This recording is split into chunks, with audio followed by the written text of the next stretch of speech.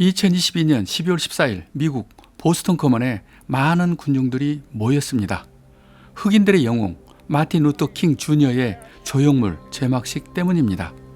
1965년에 바로 여기는 2만 2천 명의 군중들 앞에서 킹이 연설을 했던 바로 그 장소입니다.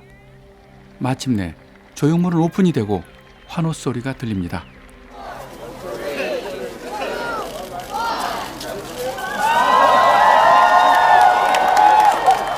하지만 이 모습이 전부가 아니었던 것 같습니다. 일부 시민들의 반응은 잔혹했습니다. 거대한 음경처럼 보인다. 코미디언 레슬리 존스는 성행위를 하는 것처럼 보인다고 했습니다. 하지만 여기까지였다면 이야기는 끝났을 것입니다.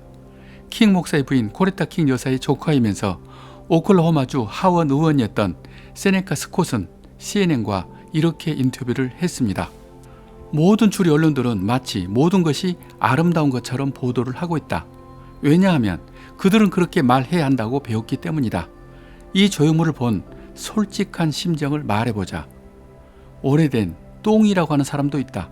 그리고 팔이 남자의 성기처럼 보이지 않는가? 이 조형물은 우리 가족에 대한 모욕이다. 이 거대한 입체 포르노를 만들기 위해서 $10,000,000를 낭비한 것이라며 조형물을 소리나게 내리친 것입니다. 폭스뉴스의 진행자 터커 칼슨은 생방송에서 이건 예술이 아니라 뻑큐라고 했습니다. 그의 못생겼다, 눈에 가시 같다, 큰 똥을 누고 있는 두 손 같다, 작가가 강도짓을 했다는 등등 죄송하지만 하면서 신랄하게 까는 사람이 대부분입니다. 그럼에도 좋은 작품이라고 지지하는 사람도 있습니다. 마틴 루터 킹 목사의 장남은 부모를 닮은 것은 아니지만 좋다고 한 것입니다.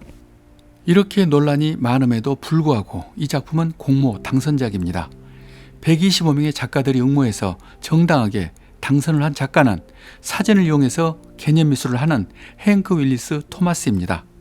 그는 킹 목사가 1964년 노벨 평화상을 수상한 직후 부인과 포옹을 하는 바로 이 사진에서 부부의 손과 팔 부분만을 조각상으로 만들었다고 합니다. 높이는 6.7m, 제작비가 $10,000,000, 우리 돈 약 124억 원, 엄청난 돈이 들었다는 것입니다. 작가는 단순히 킹 목사 부부만을 생각하는 것이 아니라 사랑의 힘을 상징한다고 말하고 작품을 수정할 생각이 있느냐 하는 질문에는 없다고 분명히 밝히면서 공공미술에는 항상 비판이 뒤따르는 것이라고 대수롭지 않게 생각하는 척했습니다.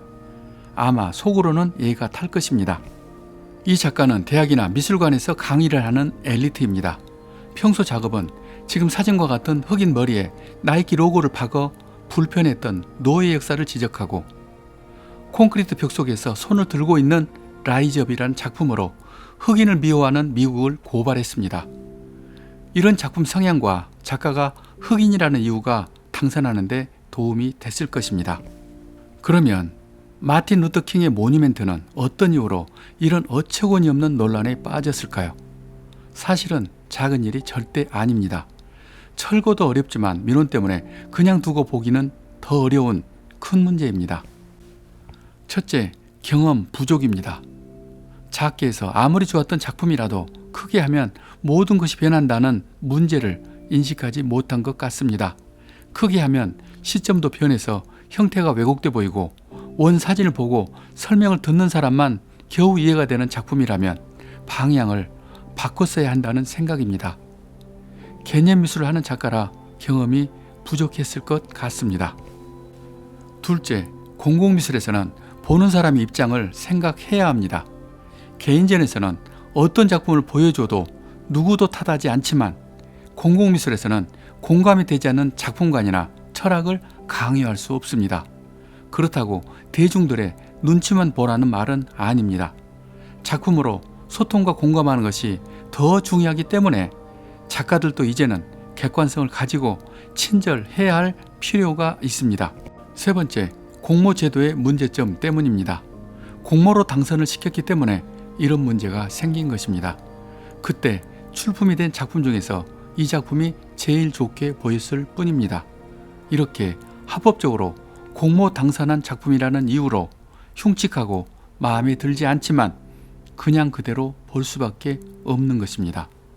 이것을 피해가는 방안으로 그냥 아이디어 공모만 따로 해서 큰 방향을 정하고 단계적으로 하는 법도 있다는 말씀을 드립니다. 그리고 진짜 이해가 되지 않는 것은 제작 비용입니다. 이렇게 허접한 작품에 124억 원이나 들어갔다는 것입니다. 저는 이해가 되지 않습니다. 돈이 많으면 이권 때문에 더 작품이 이상해질 수 있다는 것을 저는 알고 있습니다. 제가 보기에는 20억이면 충분합니다. 여기까지 듣기 불편하셨다면 정말 죄송합니다. 제가 하는 일이고 늘 고민하는 일이라 욕먹을 각오로 말씀을 드렸습니다. 다른 의견 얼마든지 주셔도 좋습니다. 소통하고 싶습니다. 여기까지 저는 공공미술을 하는 작가 이철이었습니다. 예술 제국의 길은 우리가 세계 정상으로 가는 가장 빠른 길입니다. 이 영상을 구독하시는 것은 그 길을 함께 가는 것입니다.